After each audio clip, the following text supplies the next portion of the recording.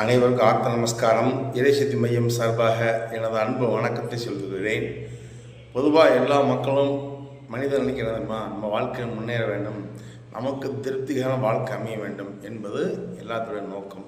இது நடக்குமா என்று சொல்லும் பொழுது நடப்பது என்பது கடினம். ஆனால் விதிக்கப்படுறது மாற்றக்கூடிய வழி இருக்குது.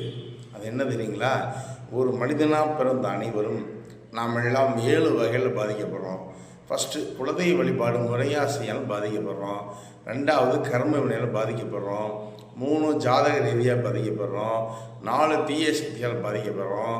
5 உடல் நோயால் பாதிக்கப்படுறோம். 6 வாஸ்து சாஸ்திர ரீதியாக பாதிக்கப்படுறோம். 7 நம்ம பரம்பரையில் அம்மா வழி அப்பா வழி மணி வழியில் சுகமாக அகால இறந்த ஆத்மக்கள் முறையாக சனிகள் பாதிக்கப்படுறோம். இந்த 7 பாதிப்பை நீங்கள் சரி பண்ணாதான் உங்களுக்கு திருப்தியான வாழ்க்கை அமையும். இந்த 7 பாதிப்பு எப்படி சரி பண்ணுறது என்பதை நம்முடைய இறைசக்தி மையத்தை கற்றுத்தருகிறோம். சகல சௌபாக்கியம் பெறுக.